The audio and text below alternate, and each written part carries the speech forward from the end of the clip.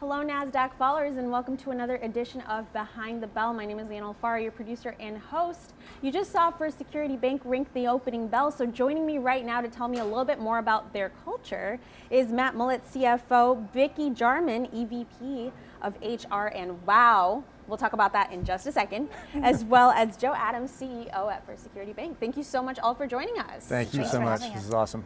So it's been great having you here this morning. This is a bank with such great history, more than 100 years serving the Northwest community. So could you all tell me a little bit more about that? Sure. Oh, the old guy? Okay, fine. I have not been around for 100 years. I want to be very clear about that. So originally we were a credit union, started in 1936 and converted to a bank in 2004. What's really kind of cool now, though, is with the Anchor Bank transaction, they were started in 1907 as a bank. So we have two banks that have tremendous years in the Northwest. First Security, before the Anchor Bank transaction, was more Seattle and north and a little bit out on the Olympic Peninsula. The nice thing about Anchor is they're contiguous to us, but more in the south. So it's really been a great marriage of two organizations, and the geographic fit has just been awesome. So, and we're thrilled to have them as new partners. Now, talk to me a little bit about your business philosophy. I mean, First Security Bank prides themselves on being a great place to work and bank. So tell me a little bit how your business fits into that. Well, Vicki. Well, we feel most people have to work, right? If it's something you have to do, it should be something you should enjoy doing. And we feel if we are hiring smart, driven, and nice people who are passionate about what they do every day, then it's going to be a great place to be. And we all work very collaboratively together. The best idea wins. And so it's not just someone taking it and running with it. We work really hard together. And I think that's what makes a difference for us. And now, Vicki, you may have noticed we called out not only your role as an HR, but also as part of the WOW department. Right. What is WOW? So WOW is our culture. WOW is twofold. It could be, wow, that was awful, or it could be, wow, that was the best thing ever. And hopefully more of the other ones. Yeah, we're shooting for the second one for sure.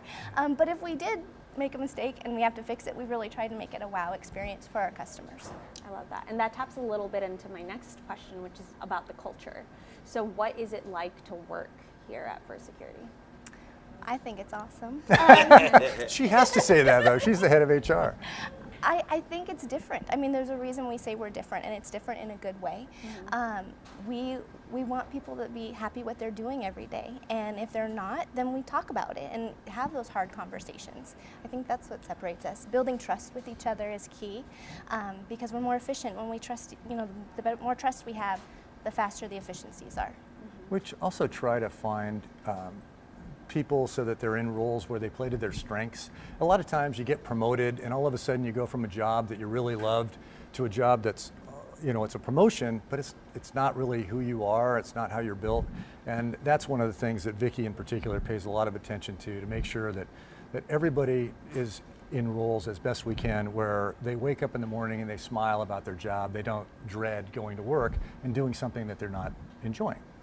Absolutely important. And I mean, we are definitely in an ecosystem where having a culture is important, especially at a place in the bank. So could you talk to me about, from a top level perspective, what difference that makes having a well-defined culture? It's one I get a lot from investors says we spend a lot of time in investor conferences talking about our culture. And the question you tend to get is, okay, that's great, but how does that translate into kind of the bottom line? How does that work out for those that are buying the stock? And the easiest way for me to describe it is when I have a conversation where we're talking about pricing, or we're talking about a loan product that comes up, or someone that needs to get a deal through. It's one that, because we built all the kind of the behind the scenes stuff, you don't have that fear that someone's trying to do something that's not good for everyone, that it really expedites the process. And so as Vicki was saying, like, it's one of those that you get much more efficient when you can trust your chief financial officer or your chief credit officer. Always trust your chief financial officer. This one anyway. Your chief lending officer to bring a good deal in, or a chief credit officer to make the right choice on how we're classifying a credit, or the head of retail to bring in the right deposits into the deposit mix, or even the production staff that's out talking to the community. If you have that trust built, which is hard to do, right? Like, it's not. Right. It's not built into our nature as kind of Americans, or as people in the capital markets. And as soon as you build that, what you get is a much faster process, which in turn results in kind of higher profits, or at least we think it does. No, and that's huge for it to be built into the company already. Yeah. Because as you said, it's not something that comes naturally. It definitely takes a lot of legwork.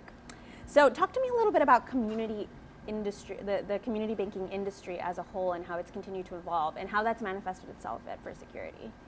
Well, Matt, you were a regulator, right, out of college? So yeah, I came out of school and I got to regulate, banks all in the state of Washington, and it was part of the FDIC training school. So I got to go back east, which I always tell people I love my job as a regulator. Like, it's not like you see in the movies. Like, regulators in general, I think are good people. I don't really think that everyone. There's in all industries. There's always the examples that aren't great. But what I got to see was a lot of different styles of banking, and then I got to see all the different aspects of community banking, and what we've kind of centered it on and what we think it should exist and will exist is if you do the comparable to like the Amazons of the world, right, where at some point Amazon kind of took out some of the old traditional industries that existed, right? Like there was an easier way to get whatever it is that you might be able to get. We're not ignoring that, right? There's ways to get banking that is, it's more, it's on your cell phone, it's quicker. We have all that technology. But really, the reason that you start a bank or the reason that you work at a bank is your customers, right? And so it's that focus on customers, a great place to work in bank, that it says if we hire the people that want to be at work, then they're going to want to work with their customers, and that interaction I think is going to exist forever. It's going to change, right? Like there's no way that community banking is always going to be the same. I don't think any industry in the United States has remained the same as we kind of get more and more technology built in. It's one that if you really focus on what you're there to do in the first place, I think it's still going to exist in the future. It's just going to slightly tweak as niches create. So that's really what our focus is, really figuring out the customers we want to serve and then making sure we're doing the best we can to serve those customers. What I'm hearing is despite the technology, the relationship is still at the crux of what you do here. And I mean, I'm curious to hear how it is that you've worked with technology to kind of make those relationships stronger, perhaps even. Well, and that's the good of technology is it actually becomes spread across industry, right? And so you always have that kind of front runners of the industry that go out and they build all the different platforms to get the technology, and then they sell it to the rest of us. And so it allows kind of all the, I'm going to call the errors that happen or all the difficulties when a new technology comes out. We really like to adopt once it's working. Once the customer experience has been kind of vetted out, that's when we really jump on and say, this is what works. We aren't making our customers go through the process of kind of being our guinea pigs. And that's what we try to focus on is how does this impact the end customer? So important. Now, what advice do you have for the next generation entering the workforce? Now, this is a quintessential question we always ask for Nasdaq interviews, but it'd be great to hear it from a company that not only has been around for a while, but is also continuing to innovate. Oh, great. Fine. So one of the things that is amazing as an employer, you can look at a resume and see a great education or a great background or a great series of jobs, but the person shows up and then you're like, oh my gosh, where's the person on the resume? And what we found, and I think there's a book written by John Maxwell that talks about this, but attitude is huge. Attitude is something that we control for ourselves every day. And as an employer, if you think about it, if you have employees showing up with a great attitude, I mean, it doesn't get any better than that. And I think that's one of the challenges is when you have your friends complaining about their jobs and then you're going to your job and you're like, well, my job's actually pretty good. And so we have that conversation a lot around our office of, hey, if there is somebody that's struggling, how can we help? And that's where Vicki comes in tremendously. Of course, that bubbly, great sing in the hallways personality that she has. But as a young person coming into the workforce, I would just say attitude is everything. If you can develop a great attitude, you will have a great career. Because as an employer, we love people with great attitudes. Yeah, you end up in that weird world of if you have the right attitude, it is changing, right? Everything we do is relatively faster paced. Like the speed of change now is much, even from 20 years ago was much faster.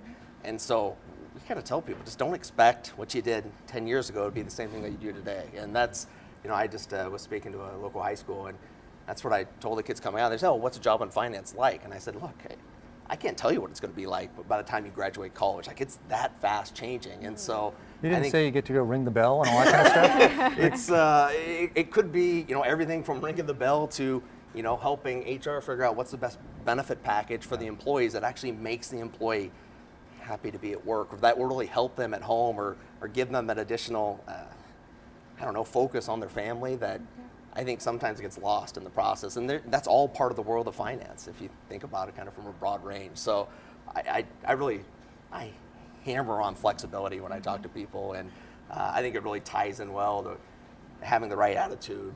Is as long as you assume that you're going to be happy at work, and then what comes at you, you're just going to have to adjust to. It makes it easy. Learn to pivot. Yeah. Learn to pivot. We Yep. know that Friends episode. It stays forever in my mind.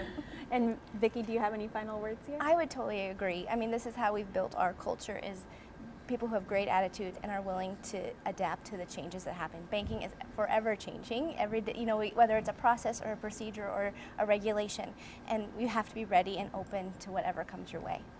Absolutely. Couldn't think of better advice right now to round up the interview. Thank you so much for joining us, Matt, Thanks for Vicki, having us. Joe. And we hope to have First Security Bank back to ring the opening bell very soon.